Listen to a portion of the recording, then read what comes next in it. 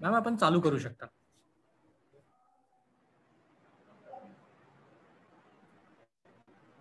Hello. नमस्कार, मी doctor वर्षा डांगेवालावलकर, महिला वैद्यकीय अधिकारी, वैद्यकीय विभाग, पिंपरी चिंचवड महानगरपालिका. आज आपण इथे कोविड या जागतिक महामारीच्या मधील दुसऱ्या लाटेच्या अनुषंगाने आयुर्वेदाचा या कोविड आजाराबद्दल किंवा आजाराबरोबर जो काही रोल आहे हे बघण्याकरिता आणि या अनुषंगाने आपल्या DY पाटील मेडिकल आयुर्वेदिक कॉलेज जे आहे तेथील प्राचार्य डॉक्टर प्रशांत खाडे सर यांच्याशी या अनुषंगाने संवाद साधणार आहोत. आणि खाडे सर जे आहेत ते गेल्या 20 वर्षांपासून कार्यरत आहेत. सरांनी प्राचार्य म्हणून खूप चांगल्या पद्धतीने आयुर्वेदिक कॉलेज आहे त्याचा विकास केला आहे. सद्यस्थितीमध्ये DY पाटील आयुर्वेदिक कॉलेज मध्ये कोविड डेडिकेटेड कोविड हॉस्पिटल हे सुरू आहे आणि कोविड रुग्णांवरती तेथे उपचार केला जातो. खाडे सरांचं स्वागत करूयात आणि खाडे सरांना एक सर्वांशी 2 शब्द बोलण्याकरिता मी आधी विनंती करते आणि त्यानंतर आपण आपला जो हा संवाद आहे याला सुरुवात करूयात. नमस्कार सर. नमस्ते मॅडम. नमस्ते. पिंपरी चिंचवड परिसरातील नागरिक आणि सर्वच पिंपरी चिंचवड महानगरपालिकेचे कर्मचारी अधिकारी सर्व, प्रथमतः थोडीशी मी करेक्शन करतो. मी डॉक्टर प्रशांत खाडे, मी उपप्राचार्य व्हाईस प्रिन्सिपल म्हणून डॉक्टर DY पाटील आयुर्वेद महाविद्यालयात काम करतोय. आणि खरंच तसं म्हणायला गेलं तर कोविड-19 पॅन्डेमिक म्हणजे ही जागतिक महामारी म्हणतो आपण, यामुळे आपण थोडेसे सगळेच एक वेगळ्या कंडिशनमध्ये अचानक आपल्याला एक वेगळी कंडिशन लादली गेली होती आणि या निमित्ताने खूप काही गोष्टी घडल्या. एक नवीन सर्व गोष्टींचा आपल्याला सामना करावा लागला आणि त्याच अनुषंगाने ज्यावेळेस महापालिकेमध्ये माझाही परिचय झाला. खरं तर मी डॉक्टर वर्षा डांगे मॅडम आणि त्यांच्या टीमचा खूप खूप आभारी आहे की पिंपरी चिंचवडमधील सर्वच सिटिजन्स पर्यंत पोहोचण्याची त्यांनी मला एक संधी दिली. मागच्या 1.5 महिन्यापासून आम्ही जवळपास 24x7 माझ्या डॉक्टर DY पाटील आयुर्वेद हॉस्पिटलमध्ये कोविड डेडिकेटेड हॉस्पिटल आम्ही रन करतोय आणि त्यानिमित्ताने कदाचित कंटिन्युअस रुग्णांच्या काळजीसाठी आम्ही आहोत. आणि आता एक पिंपरी चिंचवडमधील नागरिकांना रुग्ण होऊ नये म्हणून काहीतरी सांगण्याची आम्हाला संधी मिळते. त्यासाठी खरं तर महापालिकेच्या सर्वच पदाधिकाऱ्यांचं आणि महापालिकेचा मी आभारी आहे. त्याच निमित्ताने doctor DY Patil Ayurved hospital मी आज तुमच्या समोर घेऊन येतोय, जे हॉस्पिटल 325 बेडचं आणि सर्व सुविधांनी युक्त असं खूप छानसं हॉस्पिटल. आमचे chancellor doctor PD Patil sir, doctor भाग्यश्रीताई पाटील मॅडम आणि आमच्या trustee doctor Smita Jadhav Patil madam यांनी आपल्या सर्वांसाठी मागच्या 20 वर्षापासून पिंपरी चिंचवड परिसरात हे हॉस्पिटल आहे. आणि कोविड हा मागच्या 2 वर्षापासूनचा आपला विषय आहे. याशिवाय पण गेली कित्येक वर्ष या हॉस्पिटलमधून रुग्णांप्रती सेवा दिली जाते. कोविडच्या संदर्भाने बोलत असताना कोविड आणि समाज आता ज्या पद्धतीने एका फेजमधून जातोय त्या विषयावर आज आपण बोलूच. त्याबरोबर खरंच की कुठल्या काळजी घेणं गरजेचं आहे. खरं तर आता सर्वांपर्यंत हा मेसेज पोहोचलाय. तर काळजी कुठली घ्यायला पाहिजे, तिथपासून ते किती अवेअर राहायला पाहिजे. कारण आज मला डांगे मॅडमनी तेच सांगितलं की आपल्याला लोकांना जागरूक करायचे जेणेकरून ही सर्व समाजातील लोक आहेत की एक जो महत्त्वाचा क्रुशियल पिरियड आहे तो घरात न काढता थोडीशी सिम्पटम्स दिसल्यानंतर लगेच आपल्यापर्यंत पोहोचतील आणि बरे होऊन घरी जातील स्वतःने या संदर्भाने. तर मला सुरुवातीला मी खूप खूप धन्यवाद देतो या सर्व टीमचे की आपण असा कार्यक्रम अरेंज केला आहे मॅडम. धन्यवाद मॅडम. सर, आता सर्व नागरिकांच्या मनामध्ये हा एक प्रश्न आहे की आता कोविडची दुसरी लाट आलेली आहे. संपूर्ण जगामध्ये अगोदर आली होती ही दुसरी, त्या तुलनेने भारतामध्ये थोडीशी उशिरा आलेली आहे. परंतु जी पहिली लाट आहे आणि दुसरी लाट आहे याच्यामध्ये काय थोडासा आपल्याला फरक जाणवतो आणि या संदर्भात आपलं मत काय आहे? आपण जनतेला काय सांगू शकाल की काय पद्धतीने त्यांनी नागरिकांनी काळजी घेतली पाहिजे? हा मॅडम, खरं तर खूप महत्त्वाचा प्रश्न म्हणता येईल या प्रश्नाला, कारण मागची लाट जी आपण अनुभवली ती लाट आणि आताची लाट याच्यामध्ये सगळ्यात महत्त्वाचा फरक आहे की खरं तर कोविड हा तसा 21 दिवसांचा इलनेस किंवा डिसीज म्हणूया आपण. साधारण पहिले 14 दिवस हे अति महत्त्वाचे आणि तिथून पुढचे 7 दिवस आयसोलेशन किंवा इन्फेक्शियस असण्याचे आहेत. तर पहिल्या 14 दिवसांमध्ये मागच्या वर्षी आपण अशी सिम्पटम्स पाहत होतो, आम्ही स्वतः ऑब्झर्व करत होतो की पहिल्या 7 दिवसांमध्ये फुफ्फुसाचा संसर्ग तेवढा जाणून येत नव्हता. त्यामुळे जी लंग इन्व्हॉल्वमेंट म्हणतो आपण ती 7 दिवसांनंतर दिसायची. परंतु या लाटेमध्ये थोडंसं ते जाणवतंय की पहिल्या 2-3 दिवसातच रुग्णांना फुफ्फुसाच्या रिलेटेड लंग्स रिलेटेड सिम्पटम्स दिसत आहेत. त्यामुळं ब्रिथलेसनेस होणं किंवा ऑक्सिजनची लेवल कमी होणं ही सिम्पटम्स पहिल्या 4-5 दिवसात म्हटलं तरी सापडू शकतात, जे की मागच्या लाटेमध्ये आपल्याला 7 दिवसांनंतर दिसायचं. दुसरा विषय की हा स्ट्रेन जो आहे तो जास्त इन्फेक्शियस आहे, म्हणजेच आपण जास्त जागरूक राहायची गरज आहे की आपण काळजी घ्यायची गरज आहे. जसं की आपण जे काही अवेअरनेस आणि जे काही आपण इन्फेक्शन स्प्रेड होऊ नये म्हणून काळजी घ्यायचो त्या संदर्भाने सजग राहायची गरज आहे.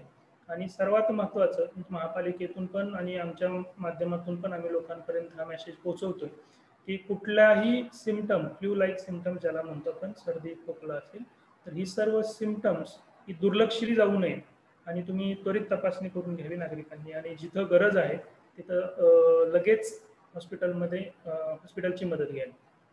मॅडम. सर, या अनुषंगाने आता जे लक्षणं आहेत ती लक्षणं सर्दी, खोकला, ताप अशी तर आपल्याला माहीतच आहे किंवा काही काही जणांना पोटाचे विकार जे आहेत ते सुद्धा आढळून येत आहेत. लूज मोशन्स काही वेळा आढळून येत आहेत किंवा पोटदुखी असं पण आढळून येत आहे. तर या पार्श्वभूमीवर सर आपल्या सर्व नागरिकांनी किती दिवस अंगावर काढणं, म्हणजे सर सर्व भारतीयांची एक खासियत आहे की आपण कोणतंही दुखणं आपल्याला असलं ना की अंगावर काढतो किंवा असं म्हणतो जाऊ द्या आज थोडाच ताप आहे, आपण थांबूयात आणि मग उद्या बघूयात म्हणून.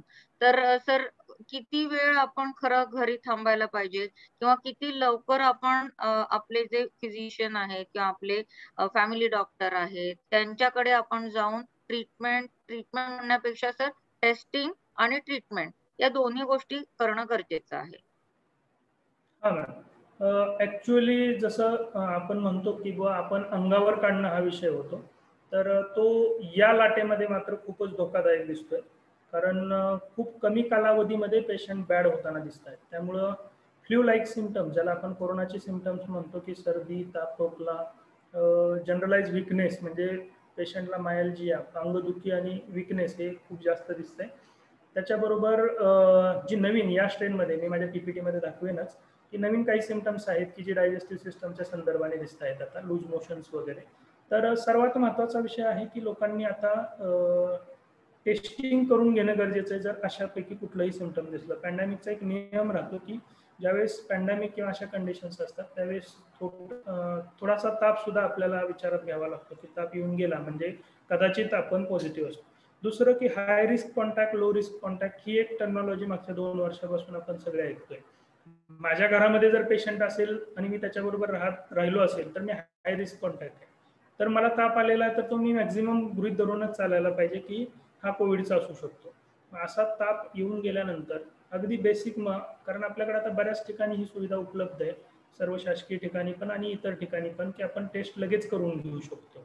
तर टेस्ट करून घ्यायला घाबरायची बिलकुल गरज नाही. मला पिंपरी चिंचवड वासियांना किंवा सर्वांनाच सांगायचं हा आजार हा लपून बसण्याचा किंवा घाबरून पळण्याचा बिलकुल नाहीये, तर आपल्याला फाईट करायचं आहे.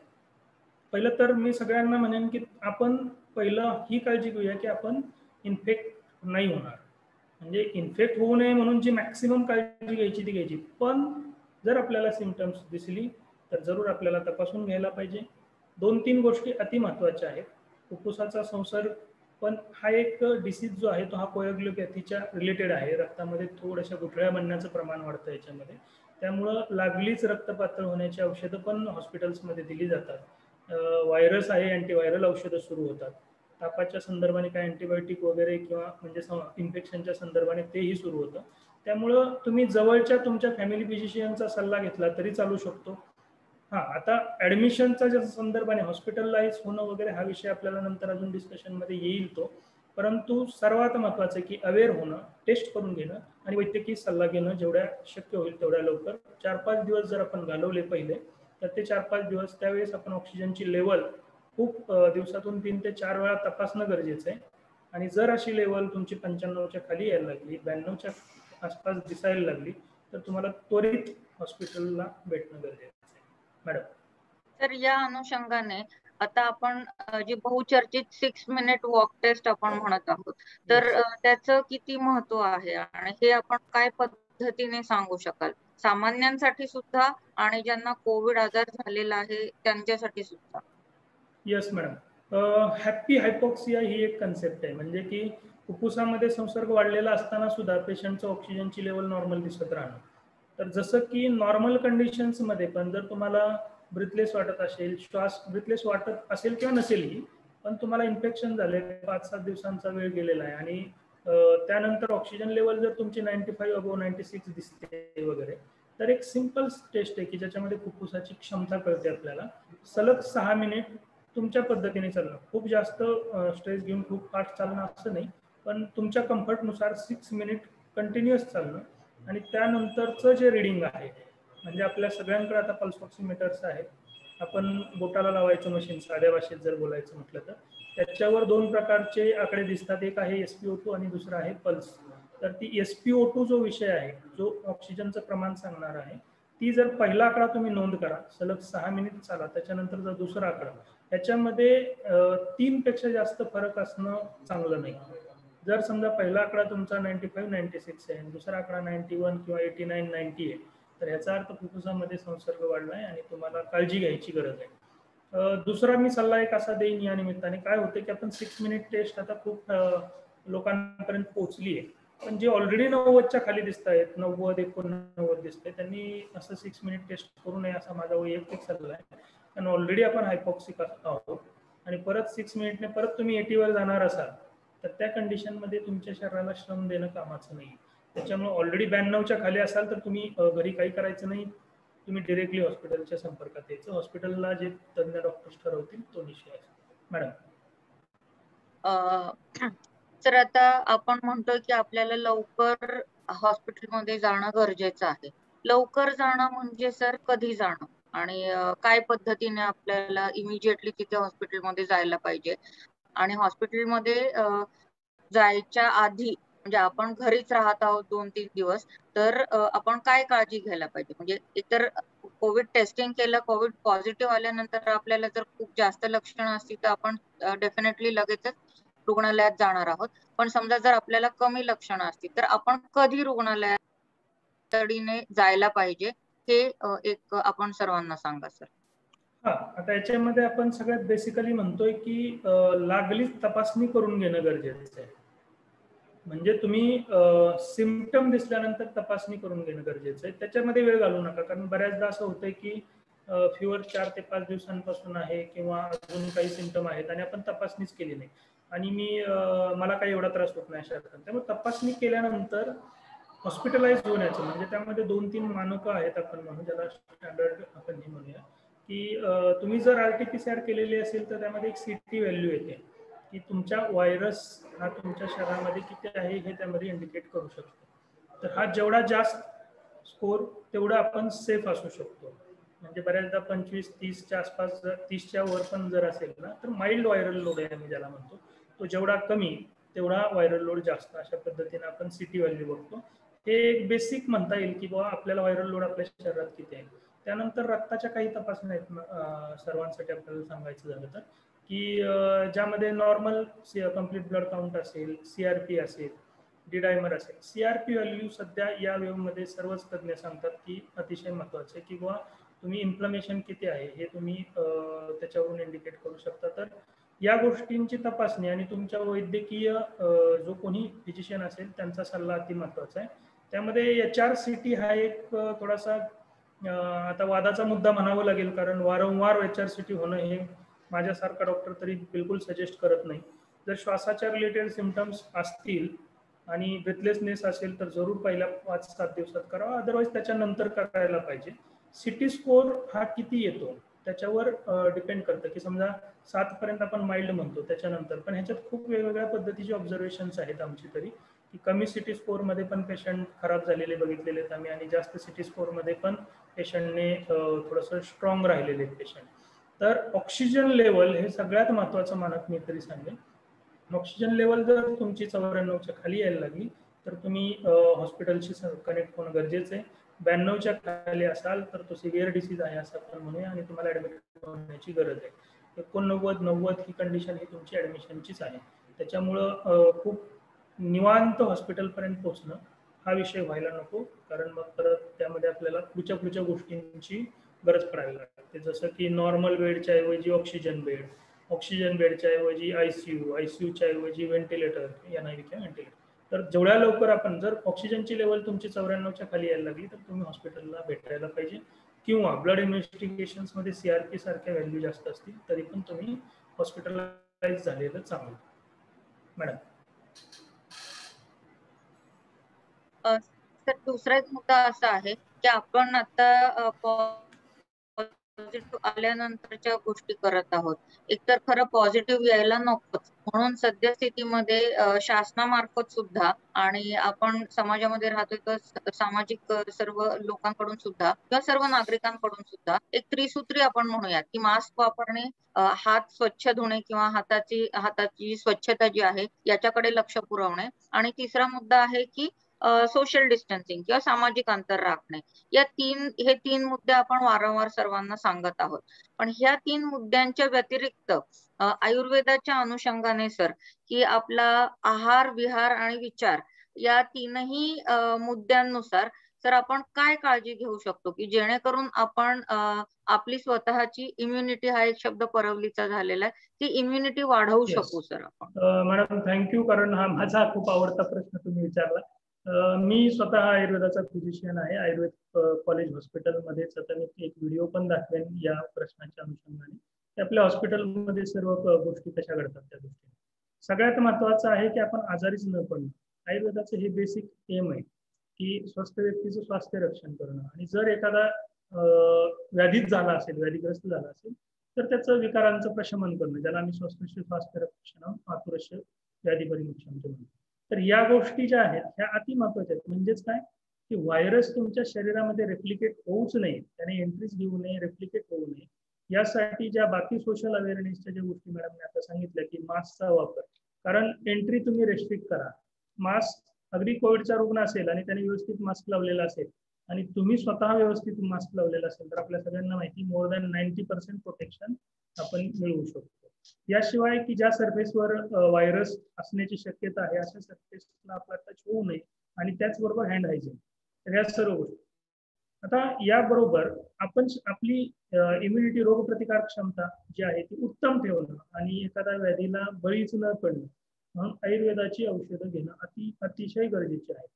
यामध्ये खरं तर मला असं म्हणता येईल की आयुर्वेद, ॲलोपॅथी, होमिओपॅथी किंवा सर्व सायन्सेस हे तर खरं तर मनुष्याच्या कल्याणासाठी आहे. आणि आता पेशंटला कुठली ट्रीटमेंट याच्यापेक्षा तो म्हणतो की मला बरं होऊन हॅपीली घरी जायचं, कारण हा डिसीज जो आहे तो 21 दिवसांचा, जसं म्हणतो 14 दिवसात पेशंट आपला खराब पण होऊ शकतो.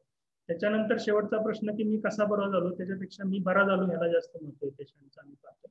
तर घरामध्ये आपण साध्या साध्या गोष्टी, मी आता तुम्हाला PPT मध्ये पण मी दाखवेन की वाफ घेण्यापासून ते आयुर्वेदाचा एक काढा जो आपण आजारीच पडू नये म्हणून आपण देऊ शकतो पेशंट्सला. जसं आयुष मंत्रालयाने पण आमच्या थोडंसं हळदीचं दूध, च्यवनप्राश या गोष्टी जनरल पॉप्युलेशननी नेहमी घ्यावेत, आणि त्याच्यामुळे तुमचा आजारी पडण्याची हे कमी होईल अशा पद्धतीनं सर्वांपर्यंत पोहोचवलंय. तर असा आयुर्वेदाचा काढा, कारण माझे डॉक्टर DY पाटील आयुर्वेद हॉस्पिटलमध्ये आम्ही शुद्ध आयुर्वेद पद्धतीनं, आणि आमची स्वतःचीच जी एक औषध निर्माण शाळा आहे, ज्याला आम्ही आपण फार्मसी म्हणूया, सुधा तत्व म्हणून, जी FDA आणि अप्रूव्ड आणि GMP सर्टिफाईड फार्मसी, खूप सुंदर पद्धतीने आम्ही औषधं इथं बनवतो. तर ती औषधं जनसामान्यांसाठी उपलब्ध आहे. त्यामुळे मी आजारी पडू नये म्हणून काय करता येईल, तर तुम्हाला या गोष्टींचे घरच्या घरी जसं वाफ घेणं ह्या उपचार करता येईल. आणि त्याशिवायची जी आयुर्वेद औषध आहे त्यासाठी तुम्ही एनी टाइम आमच्याशी संपर्क करू शकता. थोडासा फक्त त्यामध्ये विषय आहे, आपण कोविड पॉझिटिव्ह नाही आहोत आणि मग मला औषधं कुठली लागतील, तर वैद्य परीक्षण करून आपण ती दिलेली अजून उत्तम राहतात. त्यामुळे तुम्ही जर आमच्या हॉस्पिटलशी संपर्क कराल तर आमचे तज्ज्ञ वैद्य तुमच्यानुसार जी आवश्यक औषधे ती देतील. दुसरा विषय की इन कोविड माइल्ड सिम्पटमॅटिक असताना पण आयुष मंत्रालयाचा प्रोटोकॉल आहे, ज्याच्यामध्ये गुरुची असेल, अश्वगंधा असेल, त्याच्याबरोबर काही मेडिसिन्स अनाऊन्स केलेली आहेत की जी तुम्ही रेग्युलरली घेऊ शकता. आणि त्यानंतरच्या सिव्हिअर कंडिशन्स मध्ये अजून जी एथिकली अप्रूव्ड असं म्हणता येईल अशी मेडिसिन्स आम्ही देऊ शकतो. आणि पोस्ट कोविड कंडिशन्स मध्ये मॅडम आता तो विषय अतिशय महत्वाचा झालाय, कारण इम्युनिटी आणि जर परत आपण कोविडच्या कंडिशन्स मध्ये पाहिलं तर आपल्याला कोविडचा स्टॉर्म जे म्हणतात, कारण हा एक परत मेडिकल टर्मिनॉलॉजी येईल की सायटोकायनिक स्टॉर्म म्हणतो आम्ही त्याला, की झपकन कोविड वाढणं ही कंडिशन जी आहे तिथे आपल्याला इन्फ्लेमेशन कंट्रोल करण्यासाठी इम्युनो सप्रेसंट औषधं पण द्यावी लागतात. याच्यामुळे इम्युनिटी कॉम्प्रोमाइज झाल्यामुळे आता अगदी म्युकॉरमायकोसिस सारखे पोस्ट कोविड सिम्पटम्स दिसायला लागले, डिसीजेस दिसायला लागले. तर मी या निमित्ताने सर्व पिंपरी चिंचवडच्या नागरिकांना सांगेन की ज्यांचंही कोविडमधून जे बरे झाले त्यांनी ताबडतोब आयुर्वेद हॉस्पिटलशी कनेक्ट व्हायला हवं आणि आपली इम्युनिटी परत रिकवर करण्यासाठी प्रयत्न करायला पाहिजे. ज्याच्यामध्ये आम्ही काही लोकल मेडिसिन्स पण देत आहोत आणि त्याच्यातून म्हणजे पुढे म्युकॉरमायकोसिस फंगस ज्याला काळी बुरशी म्हटलं गेलं इथपर्यंत म्हणजे जे अतिशय घातक आजार आहेत आणि त्याशिवाय पण छोटे मोठे आजार राहतात की जी इम्युनिटी कमी झालेली नसतात, तर त्यासाठीची मात्र आयुर्वेदाच्या औषधं आम्ही लगेच अवेलेबल करू शकतो तुम्हाला. पोस्ट कोविड ओपीडी ज्याला म्हणू आपण, ते आयुर्वेद हॉस्पिटलमध्ये सुरू आहे आणि तुम्ही जरूर त्याचा फायदा घेऊ शकता. मॅडम मी मॅडम एक व्हिडिओ दाखवू इच्छितो पिंपरी चिंचवडच्या लोकांसाठी. Okay sir. मी थोडासा व्हिडिओ शेअर करतो. Yes sir.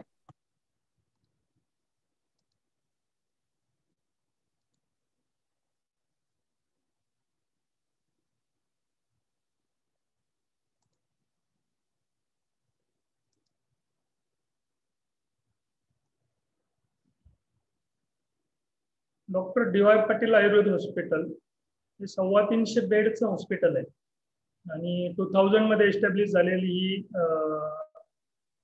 आयुर्वेद कॉलेज आणि हॉस्पिटल असं आहे.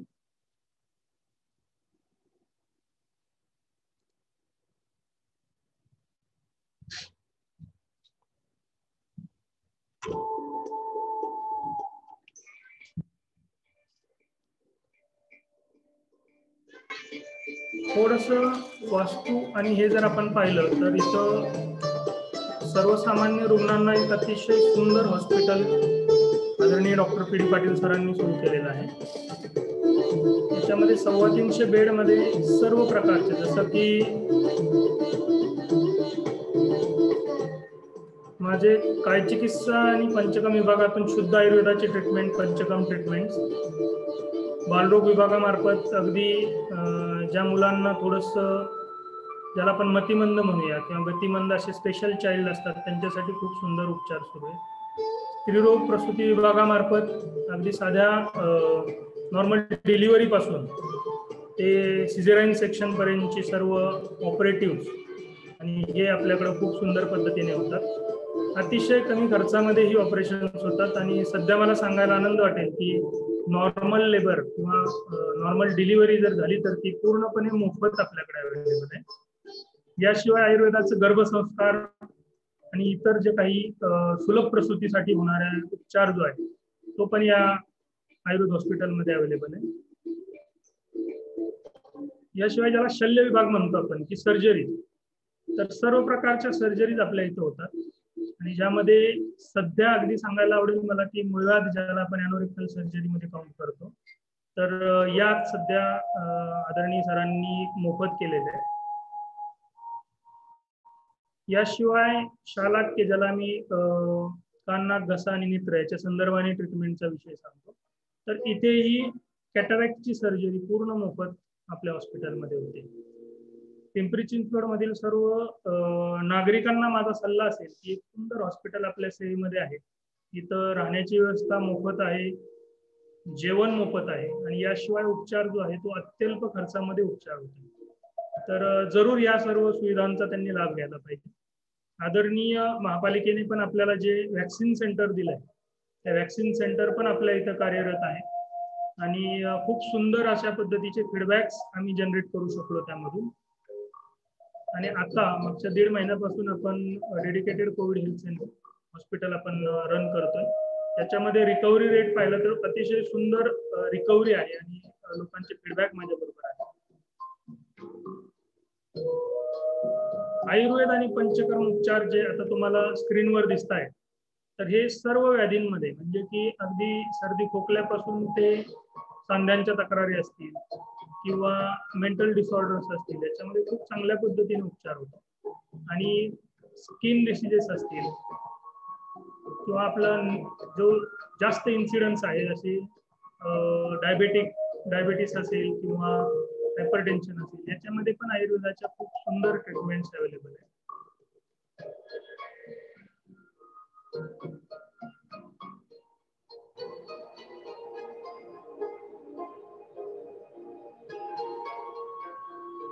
इन हाऊस लॅब टेस्टिंग इथपासून सर्व सुविधा या doctor D Y Patil Ayurveda हॉस्पिटलमध्ये अवेलेबल आहे.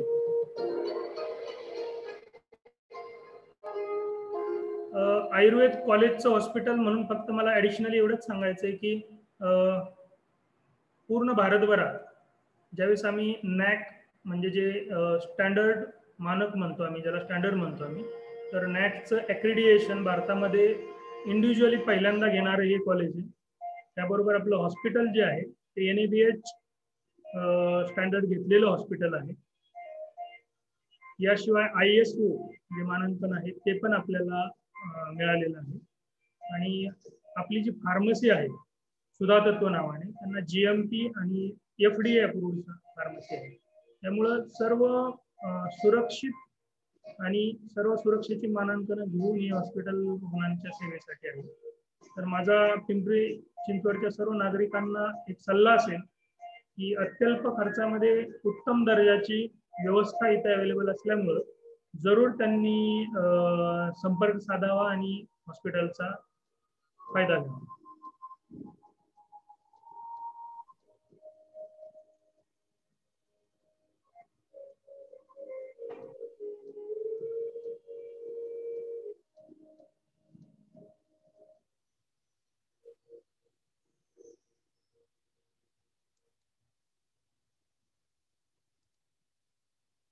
सर अतिशय उत्तम सुविधा, अतिशय उत्तम सुविधा आहेत सर आपण दाखवलेल्या ज्या आहेत त्या. याच अनुषंगाने सर आपल्या नागरिकांकडून असं विचारलं जात आहे की आयुष मिनिस्ट्रीने काही काढे किंवा काही आपल्याला औषधं जी आहेत ती सांगितलेली आहेत की जेणेकरून कोविडचं प्रिव्हेन्शन होईल आणि हे काढ्यामुळे आपल्याला आपली इम्युनिटी जी आहे ती इम्युनिटी वाढेल आणि हे आयुष 64 अशी काही औषधं दिलेली आहेत जी मिनिस्ट्रीने. तर त्याबाबत आपला अनुभव काय आहे आणि आपण नागरिकांना काय या अनुषंगाने सजेस्ट कराल की कसं आपण पुढे जायला हवं? हा मॅडम, आयुर्वेदामध्ये तसं म्हणायला गेलं तर अगदी छोटमोठ्या तक्रारींपासून जसं आता मी थोडक्यात सांगितलं की सर्वच उपचार अवेलेबल आहे. कोविडच्या कंडिशन्समध्ये कोविडचे सिम्पटम्स आणि कोविडची सिव्हिरिटी पाहून त्याला आम्ही कॅटेगराईज करतो. याच्यामध्ये आयुष मिनिस्ट्रीनं गाईडलाईन्स दिलेल्या आहेत की जसं की माइल्ड सिम्टमॅटिक असतील, त्यांच्यामध्ये ऑक्सिजन लेवल डिस्टर्ब झालेली नाही, अशामध्ये गुरुची ज्याला आम्ही संशमनी वटीच्या स्वरूपात अवेलेबल केलेलं आहे ते घेऊ शकतो, अश्वगंधा घेऊ शकतो. त्याच्याबरोबर आयुष काढा आणि आयुष 64 अशी मेडिसिन्स आहेत. तर ही सर्व टेस्टेड मेडिसिन्स आहेत की याच्या अगोदर SARS मध्ये वगैरे ही मेडिसिन्स पाहिली गेलेली आहेत. आयुष काढा म्हणत असताना ही असे हर्ब्स आहेत की जे तुम्हाला ज्याला आम्ही आमच्या भाषेमध्ये ज्वर, श्वास, कास म्हणजेच काय तर फिवर आणि त्याच्याबरोबर दम लागणं किंवा खोकला ह्या संदर्भाने जे काही गोष्टी घडतात त्यानुसार आपण टेस्ट केलेलं. खूप सुंदर लिटरेचर अवेलेबल आहे आणि तशी मेडिसिन्स पण अवेलेबल आहे. त्यामुळं माझं आवाहन राहील की लोकांनी थोडंसं मिनिस्ट्री किंवा गव्हर्नमेंट आपल्याला एका लेवलपर्यंत तुम्हाला अलाउ करू शकतं, पण जर समजा असं असेल की बुवा आपल्याला कुठली मेडिसिन्स आणि किती ऑथेंटिक पद्धतीनं मिळतील, तर माझ्या हॉस्पिटल सारखं जे इन्स्टिट्यूटचं हॉस्पिटल आहे doctor D Y Patil Ayurved hospital, आणि जिथं जसं मी आता उल्लेख केला की FDA अप्रूव्ड आणि GMP सर्टिफाईड फार्मसी आहे की जिथून तुम्हाला एक क्वालिटी प्रोडक्ट्स मिळू शकतात, तर अशा ठिकाणी तुम्ही जरूर संपर्क करू शकता. आम्ही आपणास गाईडलाईन्स नुसार जी अत्यावश्यक मदत आहे ती जरूर करू. मॅडम.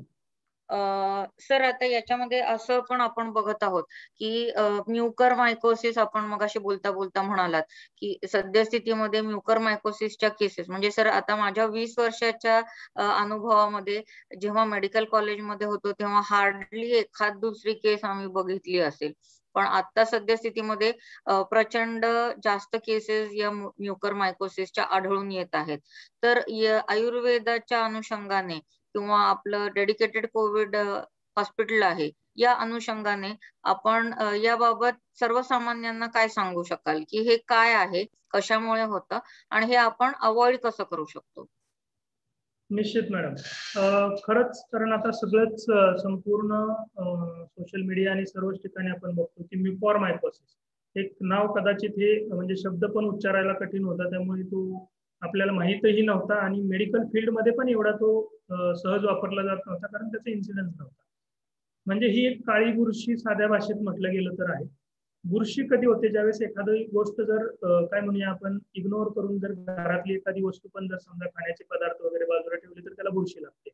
विषय तोच जवळपास तेवढ्या साध्या पद्धतीने समजायला सोपा आहे. कठीण आहे विषय पण समजायला सोपा आहे की आपल्याला कोविड कालावधीमध्ये एक सायटोकायनिन स्टॉर्म तयार होण्याची शक्यता असल्यामुळे खूप जास्त प्रमाणात स्टेरॉइडचा वापर करावा लागतो. इम्युनि सप्रेसंट ड्रग्ज द्यावे लागतात. या ड्रग्जमुळं आणि या कारणास्तव पण आता म्हणजे अगोदर का सापडत होतं, तर अगोदर पण काही डिसिजेसमध्ये इम्युनि सप्रेशन करावं लागत होतं आणि किंवा इम्युनिटी कॉम्प्रोमाइज झालेले काही पर्सन्स त्यांच्यामध्ये हे दिसतं होतं. तर ज्यांची इम्युनिटी खूप कमी झाली कुठल्याही कारणास्तव असेल, अशांना हवेमध्ये असणारे हे जे जम्स आहेत त्याच्यातून जी काय आपण ज्याला म्हणूया की फंगस आहे, ती फंगस नाकामधून श्वासामार्फत आपण जाताना पहिल्यांदा पहिले टर्मिनेट्स मिडल टर्मिनेट्स वर दिसते आणि त्याच्यातून खूप सहजतेने मेंदूपर्यंत पोहोचते. तर हा जो विषय आहे तो विषय खूप किचकट बनत चाललाय. म्हणजे फक्त म्युकर मायकोसिस नाही तर पोस्ट कोविड कॉम्प्लिकेशन्स म्हणून आहे. त्याच्यामध्ये जनरली कोविडमध्ये दिसतंय ते कॉम्प्लिकेशन आहे फायब्रोसिस, म्हणजे फुफ्फुसाची क्षमता ही कमी होणं फायब्रोज झाल्यामुळे, किंवा त्याच्याबरोबर अजून इतरही काही आहेत की जे कोएग्युलोपॅथीच्या संदर्भाने काही कॉम्प्लिकेशन्स आहेत. तर मला आनंद वाटेल सांगायला की आपण doctor D Y Patil Ayurveda हॉस्पिटलमध्ये असं पोस्ट कोविड केअर ओपीडी सुरू केलेली. म्हणजे ही टीम आणि हे थोडंसं अर्ली अनाउन्समेंट होईल, पण म्युकर मायकोसिस साठी पण आम्ही पुढच्या 1-2 दिवसामध्ये सेंटर अनाउन्स करतोय, ज्याच्यामध्ये कारण लास्ट 2 डेज मध्ये माझ्याकडे पण मॅडम 2 केसेस म्हणजे ज्या ईएनटीच्या ओपीडीला डायग्नोज झालेलं आहे, त्यातली एक केस माझ्या हॉस्पिटलच्या मधलीच होती आणि एक केस बाहेरची आहे. म्युकर मायकोसिस हे खूप जनरली दिसायला लागलंय, तर आम्ही सर्वांनी विचार करून माझ्याकडचा जो नॉन कोविड एरियामधली जी ओटी आहे ती ओटी आम्ही डेव्हलप करतोय आणि म्युकर मायकोसिसची जी अत्यावश्यक ट्रीटमेंट आहे ती कदाचित ह्या 2 दिवसात मी अनाउन्स करतोय. हे थोडंसं अर्ली अनाउन्समेंट हरकत नाही सांगायला की आमच्याकडे अशा केसेस जर आल्या तर आम्ही ऑपरेट पण करणार आहोत. टीम पूर्ण तयार आहे आणि त्याच अनुषंगाने प्री कोविड पोस्ट कोविड मध्ये जसं मी सुरुवातीलाच बोललो की अतिशय उत्तम असा आयुर्वेदाचा उपचार आम्ही करतो. म्हणजे पोस्ट कोविड एक आवाहन असं करता येईल या अनुषंगाने की ज्यांना कोविड होऊन गेलाय त्यांना इम्युनोसप्रेशन झालेलं असणार आहे हे तर नक्की. तर अशा व्यक्तींनी ताबडतोब doctor D Y Patil Ayurved हॉस्पिटलशी संपर्क करावा. आम्ही आल्यानंतर लागलीच त्यांचं इम्युनिटी डिस्टर्ब जी काही झालेली ती परत कव्हर करण्यासाठीची मेडिसिन सुरू करू. त्याचबरोबर जर त्यांना इतर काही लक्षणं दिसत असतील तर ती लगेच, जसं की कालच्या ओपीडीला आल्यानंतर पेशंटला आम्हाला शंका आली आणि आम्ही लगेच एंडोस्कोपी करून आमचे डॉक्टर शिराळकर म्हणून जे ईएनटीचे पाहताय, तर त्यांनी लागलीच त्यांना शंका आल्यावर त्यांनी लगेच एंडोस्कोपी केली, पेशंट डिटेक्ट झाला आणि एमआरआय पण आम्ही कालच करून घेतला. पेशंटची सर्जरी पोस्टेड आहे. तर या गोष्टी जेवढ्या सावधानतेने बघायला पाहिजे तेवढी टीम आणि तेवढी व्यवस्था माझ्याकडे असल्यामुळे मी लोकांना आवाहन करेन आयुर्वेदासाठी पण आणि याशिवाय पण म्युकर मायकोसिसच्या रिलेटेड लोकांनी आम्हाला संपर्क करावा आणि आम्ही त्यांची जरूर काळजी घेऊ. कारण कोविडच्या नंतर खूप सुंदर पद्धतीने श्वासाची गती नियमित होण्यासाठी, श्वासाची अवस्था उत्तम होण्यासाठी आयुर्वेदाची औषधं काम करतात. त्यासाठी सर्व व्यवस्था माझ्याकडे आहे. मॅडम. सर आता आपण हे बघत आहोत की दुसरी लाट आहे ती काय पद्धतीने सर्व नागरिकांना अफेक्ट केलेलं आहे. तिसऱ्या लाटेचा सुद्धा आता सर आपण चर्चा करत आहोत. तर या लाटेमध्ये लहान मुलं जास्त अफेक्ट होतील असं एक सर्वसामान्य किंवा तज्ञांचा कयास आहे. तर याबद्दल आपण काय सांगू शकाल? आणि जर लहान मुलं आपण म्हणतो आहोत तर तो सर्वांच्या जिव्हाळ्याचा विषय आहे किंवा चिंतेचा विषय देखील आहे. तर या अनुषंगाने लहान मुलांना देखील कोविड होऊ नये याकरिता आपण काय उपाययोजना करू शकतो किंवा आपल्या खाण्यापिण्यामध्ये काय बदल करू शकतो? लहान मुलांना जे काय आयुर्वेदिक काढा आहे किंवा च्यवनप्राश आहे किंवा आणखीन काही आपण सजेस्ट करू शकाल का? निश्चित मॅडम. खरं तर तिसऱ्या लाटेमध्ये असं होऊ नये की लहान मुलांच्या संदर्भाने, पण तज्ञांचा अंदाज तर आहे की लहान मुलांना त्रास होऊ शकतो म्हणून. कारण जसं की आपण म्हणलं की लहान मूल म्हणजे ती पूर्ण फॅमिली असते, त्यावेळी आपण डिस्टर्ब होऊन जाऊ इमोशनली पण. तर त्या अगोदर आपण तिथपर्यंत पोहोचू नये म्हणून सर्वात महत्वाचं आहे की लहान मुलांना अनावश्यक जे काही दिलं जातंय ते पहिलं बंद व्हायला हवं, जेणेकरून ज्याला फास्ट फूड म्हणूया किंवा बेकरी प्रॉडक्ट्स असतील वगैरे, त्यांचं आहार हा घरचा घरी बनवलेला, त्याच्यामध्ये आपल्या सिंपल घरातला जो ताजा भाजीपाला असेल आणि भाकरी पोळी जे असेल ते, त्याच्याबरोबर दूध असेल ते, आणि या गोष्टी घरात पहिल्या सांभाळल्या जाव्यात. काय होतंय की वेळ नाही किंवा जास्त वेळा खाऊ मागतात म्हणून आपण वेगवेगळ्या गोष्टी, कुठं बिस्किट्स, चॉकलेट्स, इतर गोष्टी. ज्यावेळी आपल्याला पॅन्डेमिक फेस करायचं असतो त्यावेळी सगळ्यात बेसिक असतं की आपण डिफेन्स मेकॅनिझम खूप सुंदर करायला हवं. त्यासाठी जे करायला नाही पाहिजे ते पहिलं थांबवलं पाहिजे. ती गोष्ट हायड्रेशन मेंटेन करणं, छान झोप झाली असावं पाहायला हवी. याशिवाय जसं माझ्या हॉस्पिटलने मागच्या कित्येक वर्षांमध्ये हे सुरू केलेलं आहे, सुवर्णप्राशन सारखा जो इम्युनिटी बूस्टर प्रोग्राम आपण रन करतो, तसं बऱ्याच समाजामधली बरीच लोक सध्या सुवर्णप्राशनचं नित्य नियमाने हे करतात, अटेंड करतात. तर ती एक इम्युनो बूस्टर संकल्पना ऑलरेडी आहे. त्यामध्ये च्यवनप्राश हा बालानामच्या अंगवर्धनम अशा पद्धतीनंच त्याचा उल्लेख आलेला आहे ग्रंथांमध्ये. बालानामच्या अंगवर्धनम म्हणजे बालकांसाठी विशेषत्व आहे, आणि विशेषात श्वासकासाला, म्हणजे जर श्वासकासाच्या कंडिशन्समध्ये, श्वास म्हणजे ब्रिथलेसनेस ज्याला आपण म्हणूया आता डिस्निया वगैरे, कास म्हणजे आपला कफिंग वगैरे, तर याच्यामध्येच तर विशेष उल्लेख केलेलं हे औषध आहे. फक्त च्यवनप्राश हा वैद्यांनी बनवलेला असावा, डॉक्टरांनी बनवलेला असावा, त्याला जास्त प्रेफरन्स दिला जावा, किंवा जसं माझ्या इन्स्टिट्यूटमध्ये पण बनतो तर तिथंही तुम्ही घेऊ शकता, जेणेकरून एक त्याचे जे काही अडल्टरेशन्स असू शकण्याची शक्यता असते ते नसतील. तर असा च्यवनप्राश जरूर मुलांना द्या. रोज सकाळी उपाशीपोटी च्यवनप्राश मुलांना खायला द्यायला हरकत नाही. अगदी खूप जास्त पित्त प्रकृतीच्या अडल्ट्समध्ये फक्त च्यवनप्राश देऊ नये, बाकी सर्वांना आपण च्यवनप्राश देऊ शकतो. याशिवाय काढा ज्याला म्हणूया आपण, की जो आयुष क्वाथ किंवा काढा म्हटलं गेलं, तोही आम्ही अवेलेबल करतोय मॅडम, आणि सुटेबली देता येईल अशा पद्धतीने आम्ही काही हे बनवलेले, कारण लोकांपर्यंत पोहोचवायला. अगदी आपण असंही करू शकतो मॅडम भविष्यामध्ये. येस, हा मॅडम. सर घरगुती पद्धतीने काही आपण काढा बनवण्यासाठी काही रेसिपी आपण जी म्हणतो महिलांच्या फार आवडीचा विषय आहे, तर आपण असं काही रेसिपी सांगू शकाल का, म्हणजे घरगुती काढा? सर ऍक्च्युली घरगुती काढा सांगता येईल, कारण आपला मसाल्याचा डबा म्हणजे घरगुती काढ्यांमधला सगळ्यात, कारण दालचिनी, लवंग वगैरे सगळ्या गोष्टी आपल्याकडे आहेत. हळद आपल्याकडे आहे, हळदीचं दूध आपण घरी देऊ शकतो निश्चित. फक्त मी याच्यामध्ये खूप जास्त का नाही सांगत आहे, कारण हे खूप उष्ण होतं मॅडम. म्हणजे ज्याला आम्ही आयुर्वेदाचे लोक म्हणतो की जसं आलं खूप उष्ण आहे, तुम्ही आलं, लवंग, दालचिनी असा करून एक पॅटर्न बनला होता, मी नाव घेत नाही, पण त्याच्यामुळे झालं काय की उष्णता एका लेवलच्या पलीकडे वाढली आणि पुढे जाऊन मूळव्याधाच्या तक्रारी सुरू झाल्या.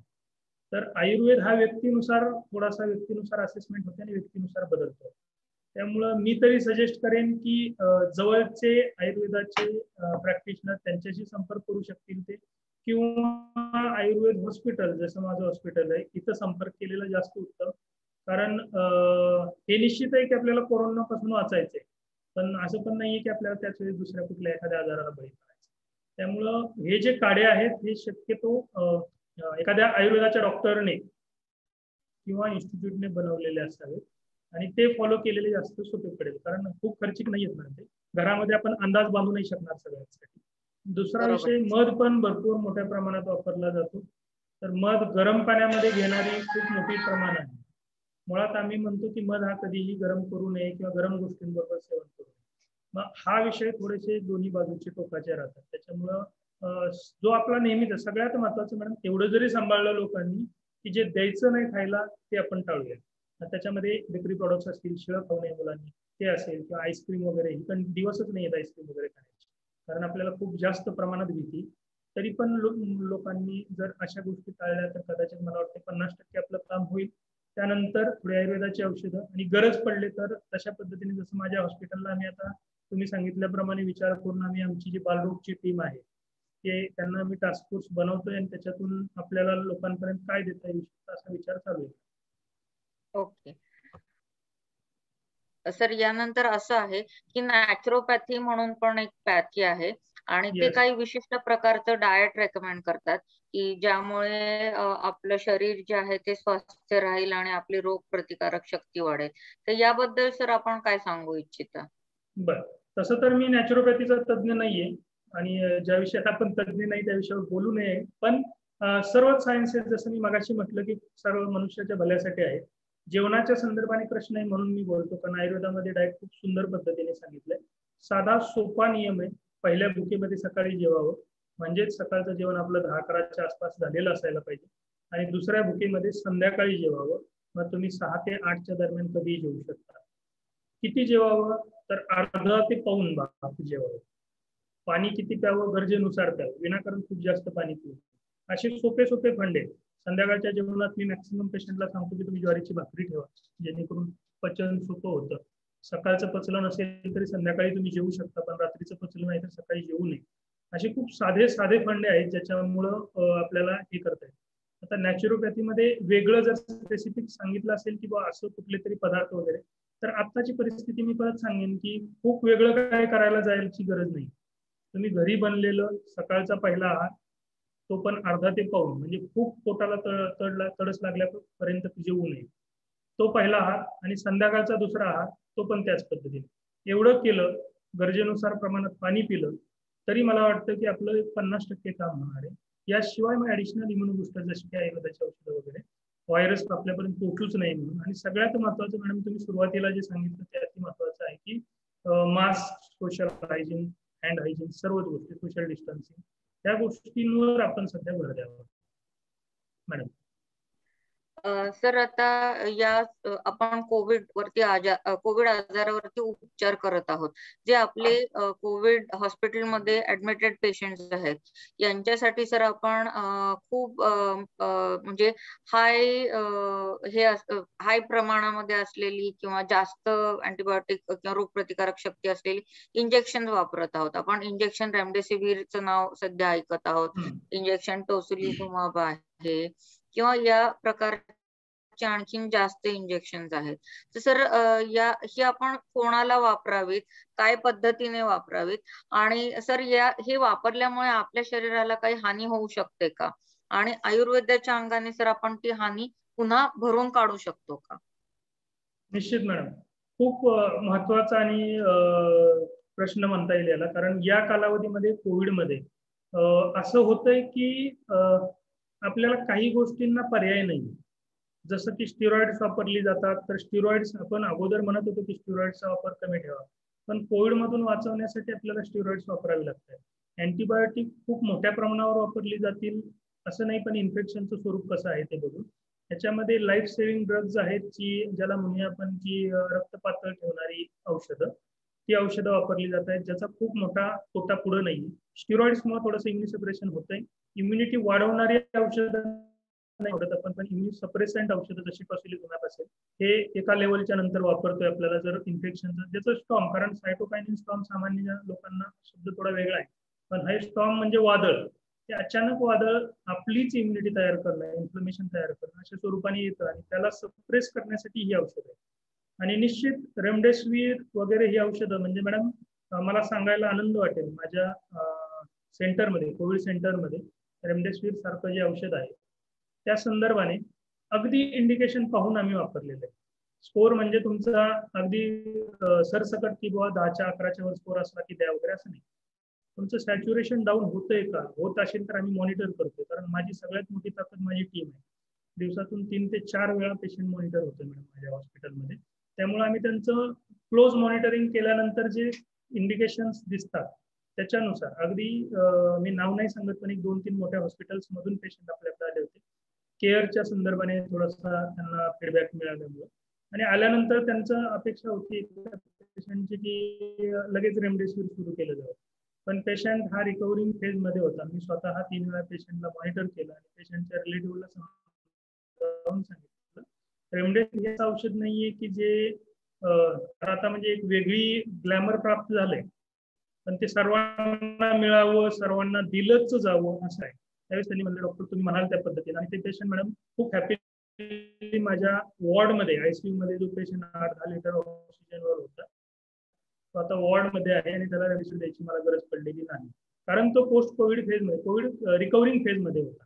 तर जिथं रेमडेसिवीर गरजेचं आहे तिथं जरूर इंडिकेशन दिलं जावं. जिथं टॉसिलिझुमॅबची गरज आहे, लाईफ सेव्हिंग जरी भले आपलं म्हणजे काही स्टडी म्हणत नसतील तरी एका योग्य वेळी ते खरंच कव्हर करते असं नाही. तर आणि सगळ्यांना अवेलेबल नाहीये पण इम्युनोसप्रेशन होत आहे. त्यामधून बाहेर निघण्यासाठी जो आपला महत्वाचा मुद्दा आहे तर ही औषधं वेळेनुसार गरजेनुसार वापरली जाणार आणि या सर्व नागरिकांचा डॉक्टरांवर हॉस्पिटल्सवर अतिशय मोठा विश्वास असणं गरजेचं आहे. कारण रेमडेसिवीरची गरज आहे का हा प्रश्न आम्हाला आवडतो, त्याचं उत्तर आम्ही देऊ शकतो. पण आमच्या रुग्णाला रेमडेसिवीर का दिलं नाही त्या प्रश्नाचं उत्तर द्यायला आम्हाला आवडत नाही. पण तो डॉक्टरांनी तुमच्या पेशंटचा जीव सांभाळून केलेली कृती असते. तर त्याच्यानंतर हे सर्व जे काही मेडिसिन्स आहेत त्याचे साईड इफेक्ट्स जे म्हणू कॉम्प्लिकेशन्स म्हणून हे टाळण्यासाठी आयुर्वेदाची औषधं घेणं गरजेचं आहे. मला स्वतःला मागच्या वर्षी मॅडम कोविड पॉझिटिव्ह होतो. मी 10 डेजचं माझं ऍडमिशन पण होतं. मेडिसिन्स टॅबिफ्लू वगैरे घेतलेलं होतं. पण त्यानंतर एक श्वासाला थोडासा अडथळा वाटणं किंवा अनइझी वाटणं हे एक सिम्पटम राहिलंच होतं. त्यानंतर मी स्वतः आयुर्वेदाची मेडिसिन्स घेतली. यावर्षी मी वमन म्हणून जे पंचकर्मचा उपचार आहे तो पण मी घेतला. 1 वर्षानंतर लागलीच हा इंडिकेटेड नाहीये. तर 1 वर्षानंतर साधारण मी वमन करून घेतलं आणि आता मी एकदम हॅपी आहे की मला पहिले स्ट्रेंथ परत मिळाली अशा अर्थाने. त्यामुळे जरूर तुम्ही जे पोस्ट कोविडमध्ये कोविड झाल्यानंतर जे लोक आहेत त्यांनी लागलीच तुमच्या हॉस्पिटलशी संपर्क करावा आणि त्यांची उत्तम काळजी घ्या. मॅडम. येस सर, आपण आतापर्यंत चर्चा केली आणि चर्चेमध्ये बरेच प्रश्नांची उत्तरं आपल्याला मिळालेली आहेत किंवा खूप छान पद्धतीने आपला संवाद झालेला आहे सर. तर मला वाटतं याच पद्धतीने आपण पुन्हा एकदा असा प्रोग्राम घेऊन येऊ शकतो. तर आपण सर्व नागरिकांनी हा प्रोग्राम अटेंड केलेला आहे. पिंपरी चिंचवडकरांनी अटेंड केलेला आहे आणि त्यामध्ये त्यांनी विचारलेल्या बऱ्याच प्रश्नांना उत्तरही आपण म्हणजे बरेच प्रश्न घेऊन त्यांची उत्तरही देण्याचा आपण प्रयत्न केलेला आहे. तर सर आता आपली निघण्याची वेळ झालेली आहे.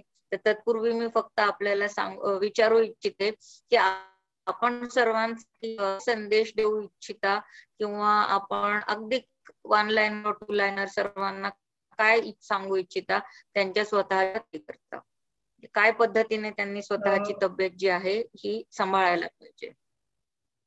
येस मॅडम, हा 2 विभागांमध्ये आपण डिफरन्शिएट करू. एक हॉस्पिटल्स मध्ये आपले सर्व कर्मचारी जी काळजी घेत आहेत त्यांचाही जीव सांभाळून त्यांना ती काळजी घ्यावी लागते. त्यांचं खरंच अभिनंदन, सॅल्यूट. आपणही आपलं थोडीशी म्हणजे त्यांचं अप्रिशिएशन आपण करतोय. दुसरा विषय माझ्या हॉस्पिटलच्या दिनातून मला जे काही एक्सपिरियन्स आला राज्यांमधून पण पेशंट माझ्याकडे हॉस्पिटलला बेड नाहीयेत अशी अवस्था बऱ्याच वेळा झाली होती. पण आता आपल्या हॉस्पिटल्समध्ये खूप चांगल्या पद्धतीची अवेलेबल आहे. त्यामुळं एका लेवलला उशीर व्हायच्या अगोदर डॉक्टरांचा सल्ला घ्या. जवळ जिथं व्यवस्था आहे तिथं तुम्ही मदत घ्या. पॅन्डेमिक आहे ही फॅक्ट आहे. जर आपल्याला मेसेज द्यायचा झाला तर पॅन्डेमिक आहे ही फॅक्ट आहे आणि ही फॅक्ट ही वस्तुस्थिती आपल्याला इफेक्ट झालं तर घाबरायचं बिलकुल नाहीये. आपण एवढं ताकदवान असायला पाहिजे. कारण मी माझ्या 2 ते 3 जे माझ्या हॉस्पिटलमध्ये राऊंड होतं त्यामध्ये मी एवढंच बोलत असतो, बाबा बरेच ना, लवकर घरी जायचंय. त्या एका वाक्याने त्यांची जी आनंद आहे आणि डिस्चार्ज होतानाची मी जी पाहतोय मानसिकता लोकांची म्हणजे खूप जास्त आनंद मिळतो.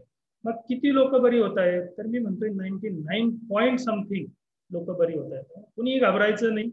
आपल्याला आपण आजारी पडलो तर टेस्टिंग करून घ्यायचं, जवळची वैद्यकीय मदत घ्यायची, आणि आपल्याला काही दिवसांनंतर वॅक्सिनचा खूप छान प्रोग्राम चालू आहे, तर ते वॅक्सिनेशन करून घ्यायचं. विनाकारण मीड्सला बळी नाही पडायचं की वॅक्सिन घेतलं असं होईल तसं होईल वगैरे वगैरे. वॅक्सिन ताबडतोब करून घ्या नियमानुसार, आणि काही दिवसांनंतर परत एकदा आपण मुक्त होऊ वेव्स मधून, आणि एक छानसं लाईफ परत एकदा सुरू करू. धन्यवाद मॅडम, खूप चांगली संधी दिली लोकांपर्यंत पोहोचण्याची. Doctor D Y. Patil Ayurved hospital college तर्फे आणि सर्व माझ्या मॅनेजमेंट तर्फे मी पिंपरी चिंचवडवासियांना एक ॲश्युरन्स देईन की एक छानसं हॉस्पिटल आम्ही तुमच्यापर्यंत ऑलरेडी आणलेलं आहे. तुम्ही लाभ घ्या, आजारी पडू नका, पण गरज पडली तर जरूर भेटा. आणि सर्व महापालिकेचे पदाधिकारी यांचे आम्ही आमच्या प्रशासनातर्फे आमच्या मॅनेजमेंटतर्फे आभारी आहोत, आणि खूप खूप धन्यवाद.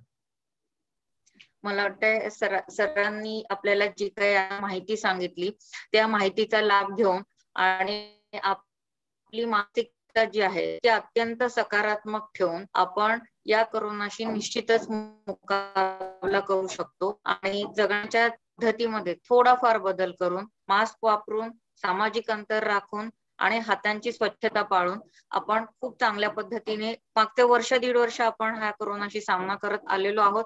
आणि हा कधी संपणार आहे याचं उत्तर सतत शोधण्यापेक्षा आणि नकारात्मक विचार मनामध्ये आणण्यापेक्षा आपण अत्यंत मनाची सकारात्मक भूमिका ठेवून या कोरोनाशी मुकाबला करूयात. धन्यवाद. धन्यवाद.